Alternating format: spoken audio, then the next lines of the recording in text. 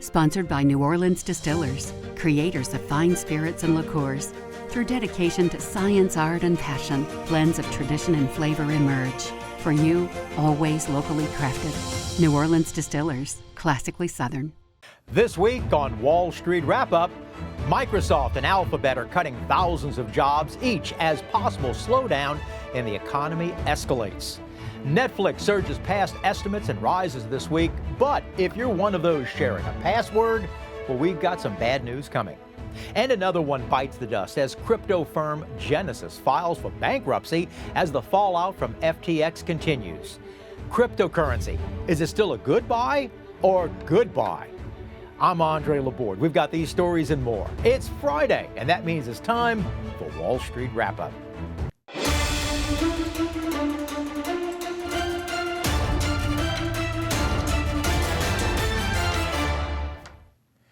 Hi, I'm Andre Laborde. Welcome to Wall Street Wrap-Up on this Friday, January 20th. The FBI said the threat of China is the biggest long-term threat to our economic and national security. My guest tonight is an expert on China, Gordon Chang. Gordon is a distinguished senior fellow at Gatestone Institute. He's got vast knowledge of both China and its leaders. What do they want? And more importantly, what will they do to get it? Gordon is also the author of a number of books, including The Coming Collapse of China. Gordon Chang is going to be joining us in just a moment. But first, the stock market for 2023. The first 3 weeks have been good, though 3 weeks do not make a year. Now, so far, the leaders of 2023, semiconductors are up just under 10% for the year, followed by communication services at almost 8.5%. Consumer discretionary just up over 5%. And lastly, what was getting slammed last year because of higher interest rates? Technology. Well, they're making a comeback at up over 3.3% so far this year. And we've seen the leaders, but now how about the laggers? In 2023, consumer staples, the most with just under 3.5%. Utilities is down just over 2.5%, followed last by healthcare sector, and they're just under 2%. Now remember, it's only 3 weeks, so 3 down and 49 weeks more to go. We talked about tech earlier that had a horrible 2022. Well, NVIDIA is now up 16% since January 1st. Meta, once the old Facebook, is now up over 13.5%. And Amazon and Alphabet, well, they're at 13% and 9% respectively. And including some of the stragglers, Tesla, which had a disastrous fourth quarter last year, is right now at just up over 4%. Apple is up and Microsoft is just squeaking in as a positive for the year. This week, the Dow Jones and the S&P 500 were down while the NASDAQ ended positive. Though it was the first weekly loss of the year, we only had 4 days of trading due to the closure of the market due to the Martin Luther King holiday. The Dow Jones leaders this week were Disney, Apple, Chevron, and Salesforce. And the Dow Jones losers for this week were Goldman Sachs, 3M, and Honeywell. And this week, the Dow Jones ended the week at 33,373, which was down 2.7% for the week. The S&P 500, they closed today at 3,972, which was down 0.6 of a point for the week. And the NASDAQ, they ended the week at 11,137, which was up 0.5% for the week. Well, Netflix released their fourth quarter earnings this week, and streaming company blew past all estimates. Netflix gained over 7.6 million new subscribers last quarter, but the bad news is they will be cracking down during this coming quarter on password sharing. Let's get to our guest tonight. China is on the move, but both politically and economically. Gordon Chang is an expert on the inner workings of that country and their leader, Xi Jinping. Hi, Gordon. Welcome to Wall Street Wrap-Up. Well, thank you so much, Andre. Just this past week, it was announced that looks like the FBI had arrested Russian hackers that were residing in China. Now, there are more details that are going to be coming out that were using cryptocurrency to, in a way, money launder.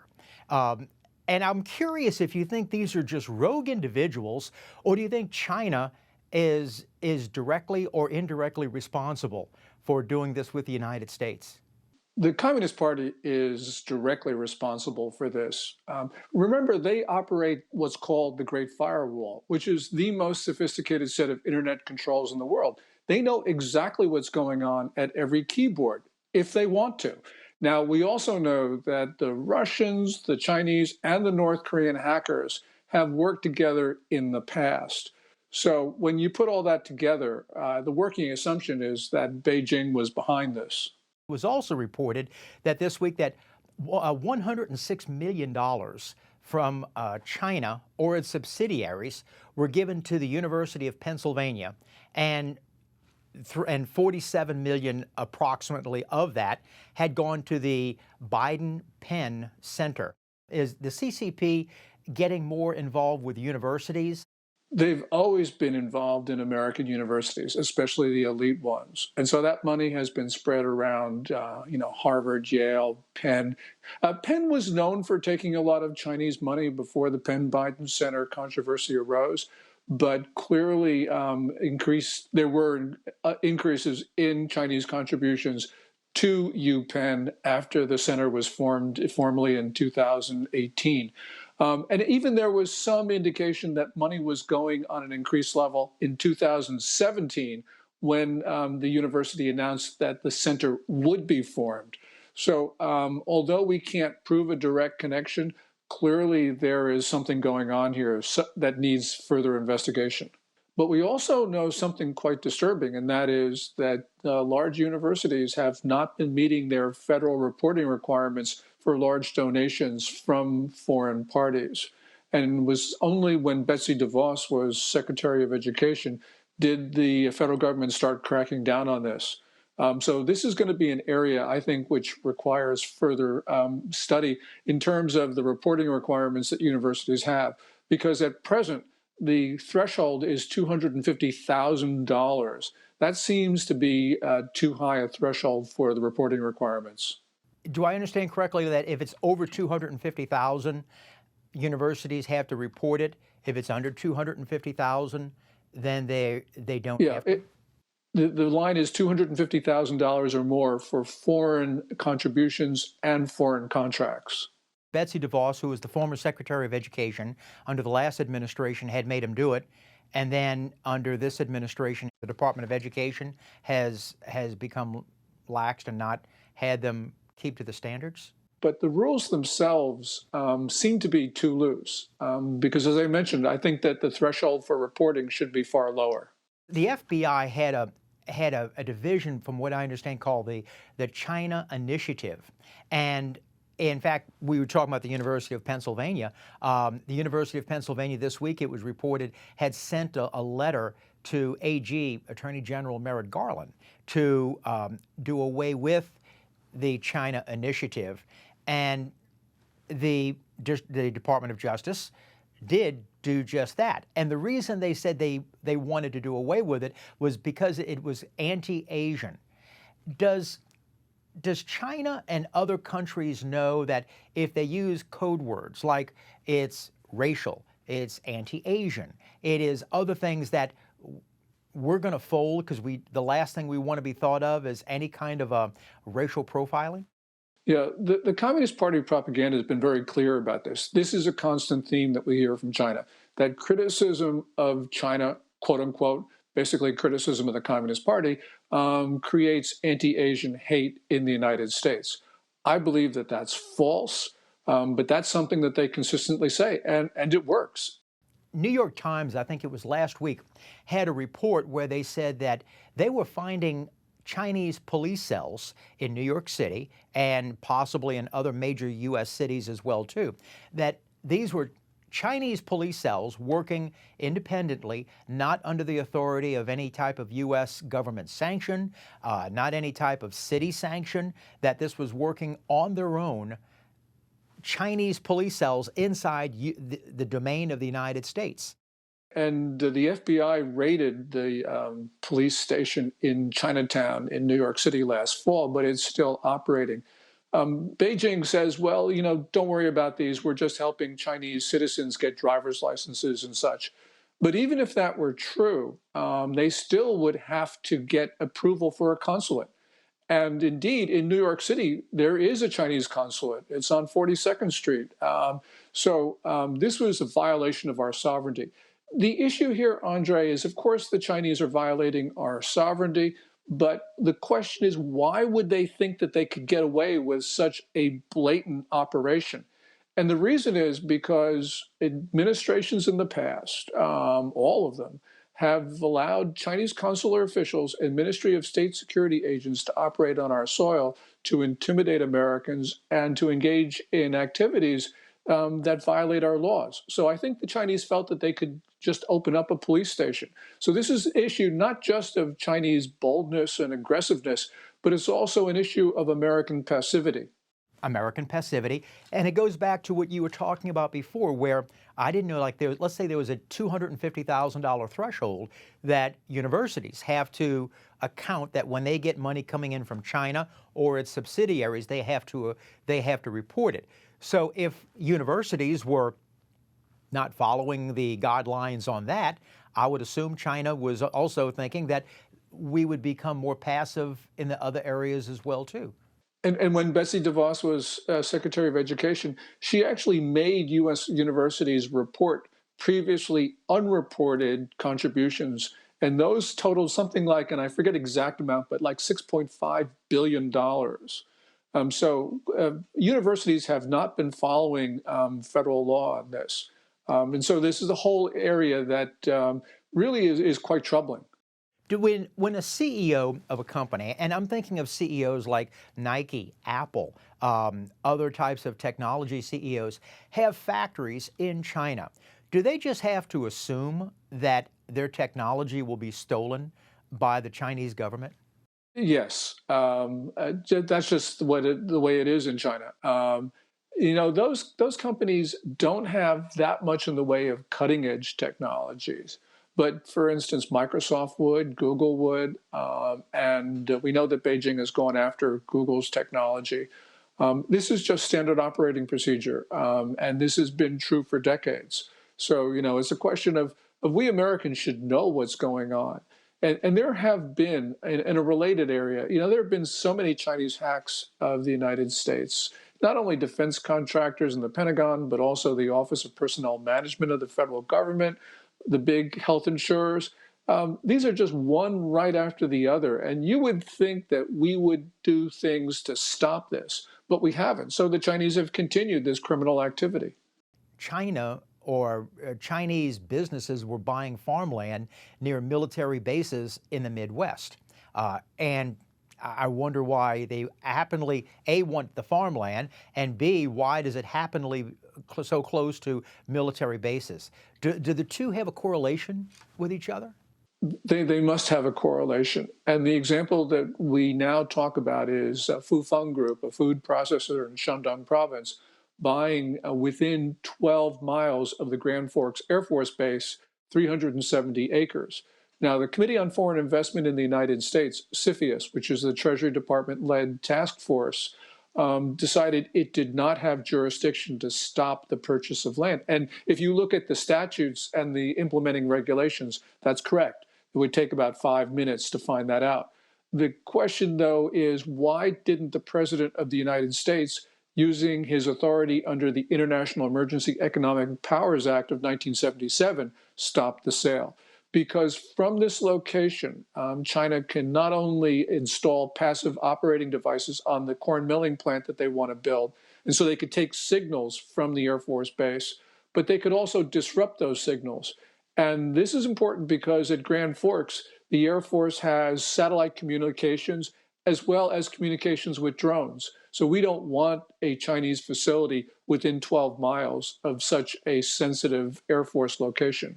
I guess it also goes back to that passivity that you were talking about earlier, is that if they figure that the United States government is not going to be making any movements from either making sure universities register how much donations they get to Chinese police stations inside the United States, to now the president not taking any action on this, they can keep going until they're told stop. Do you see that this is only going to be continuing even to a greater extent in 2023? I certainly think that it will be, and until there is that pushback, and we are starting to see a consensus in Washington about China, and it is just across the political spectrum. But we have yet to see a consensus on what to do about it, and that, of course, is the more important thing. There is the House in the House, the Select Committee on China, which is now just being organized. And we don't know what will come out of that, but we know what should come out of it. I mean, we've got the recommendations of the Congressional Executive Commission on China and also the U.S. China Economic and Security Review Commission. Tons of recommendations recently. So I hope that the Select Committee moves quickly. That's a very good point, Gordon, because I was happy to see that when they stood up that committee, and I think Congressman Mike Gallagher is going to be the chairman of that subcommittee.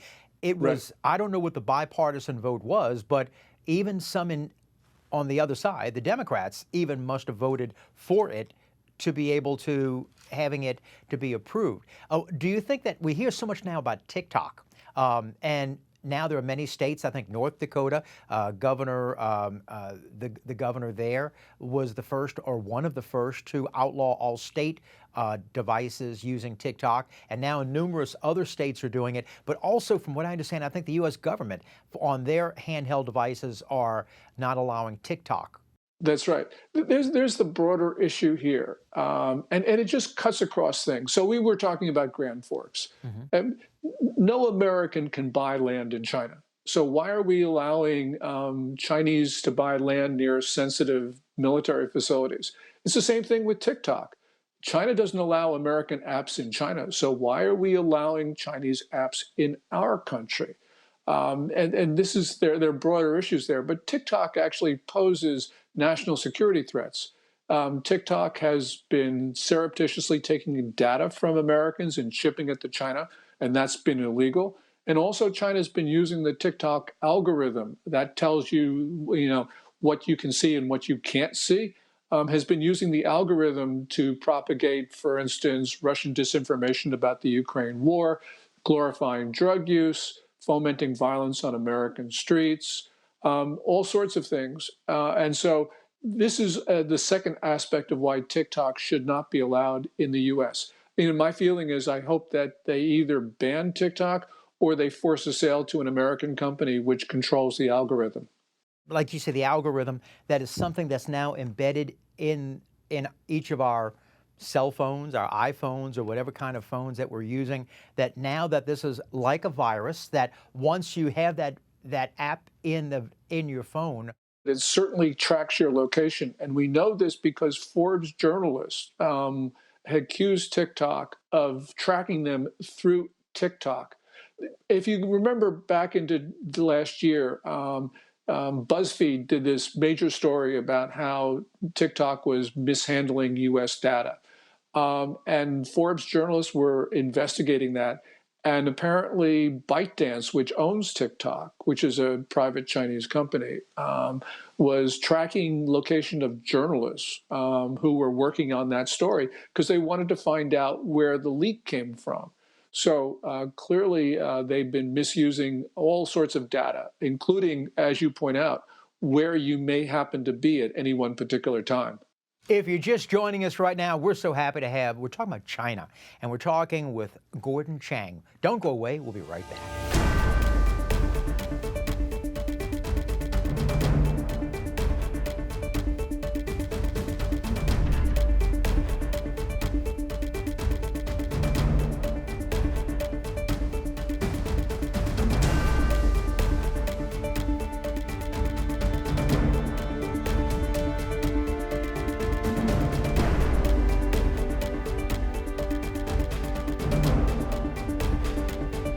Gordon, before we went to a break, we were talking about TikTok, and I'm curious about U.S. companies. When you have companies such as Nike, Apple, the NBA, Walt Disney, that want so bad to be into China's markets, and you've got their factories there, but you've also got motion pictures that want to be shown there. What type of a problem is it for the government to try to regulate how much Chinese influence there is with U.S. companies that say that they're only thinking of the next quarter?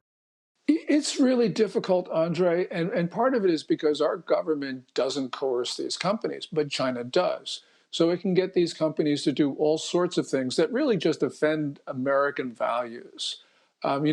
These companies that you mentioned, they operate both in China and the United States, and they feel that it's necessary. They have a social responsibility to criticize things in the US.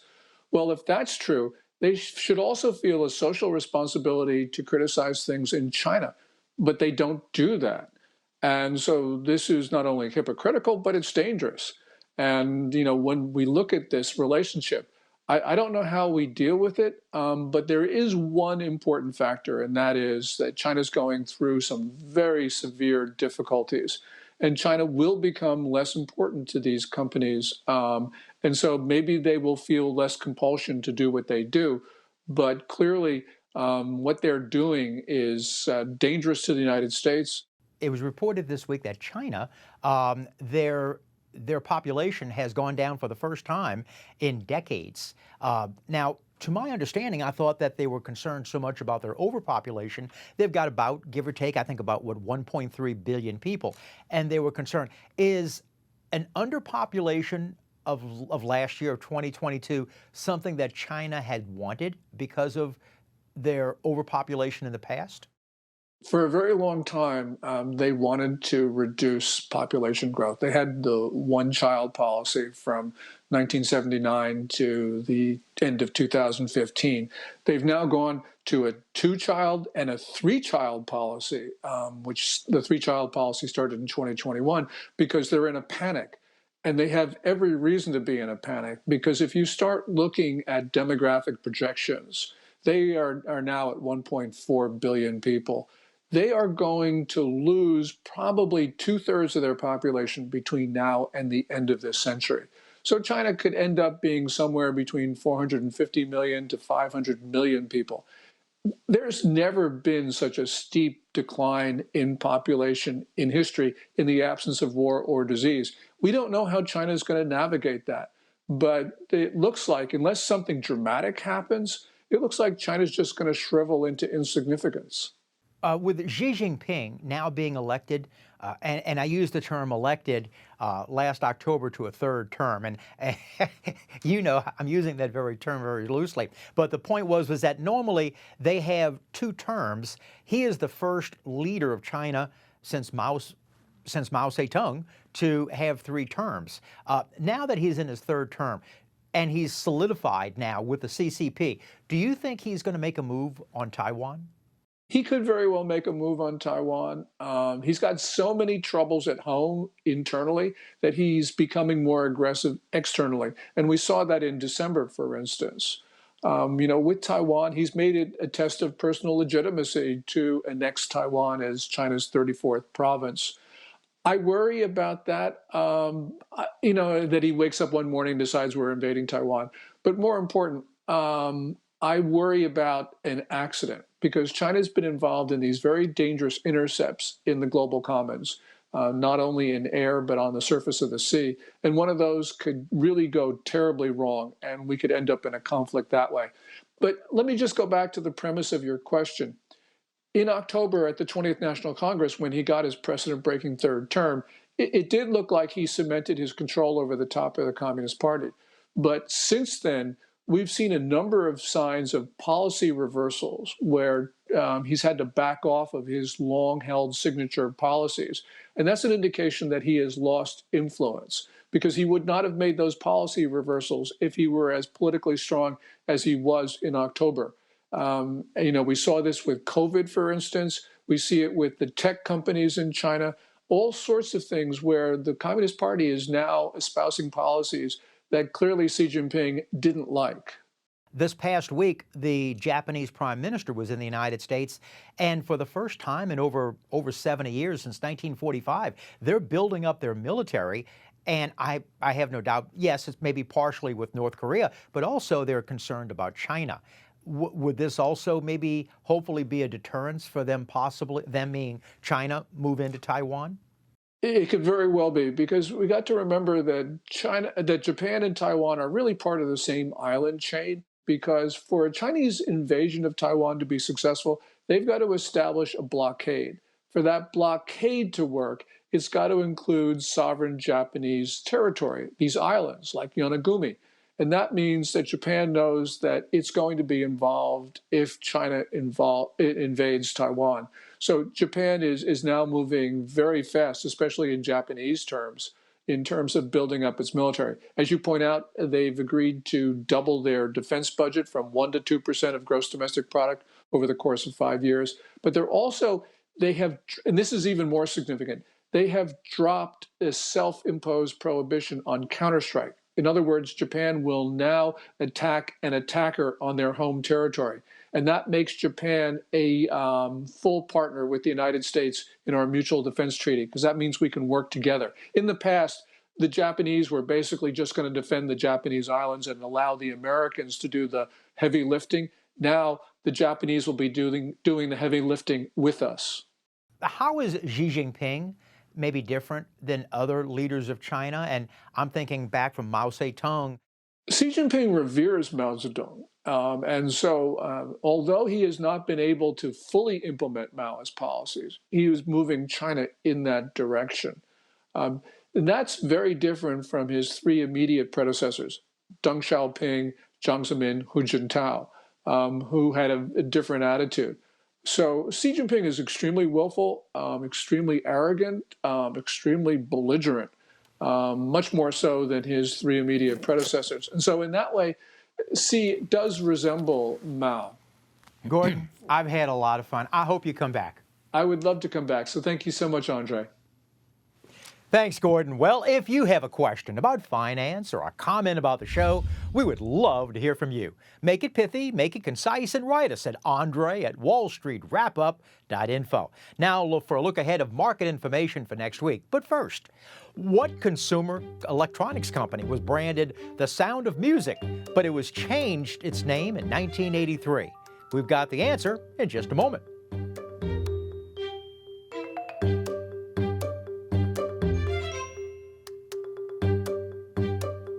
Well, what consumer electronics company was branded Sound of Music but changed its name in 1983? Best Buy. Well, now that we're starting a new year, a lot of questions are being asked. Will this be a good year for stocks? Is there a recession ahead for 2023? And if so, will it be hard landing or a soft recession?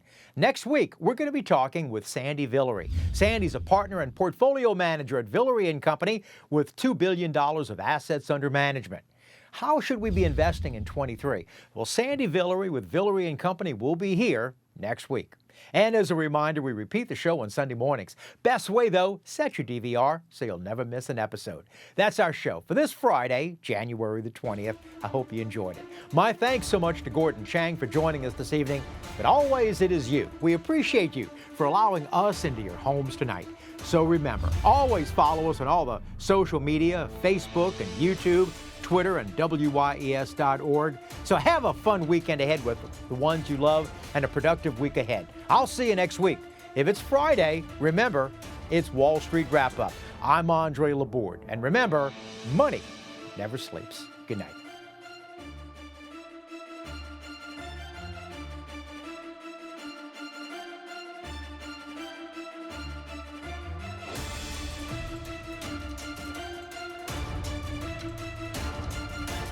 Sponsored by New Orleans Distillers, creators of fine spirits and liqueurs. Through dedication to science, art, and passion, blends of tradition and flavor emerge. For you, always locally crafted. New Orleans Distillers, classically Southern.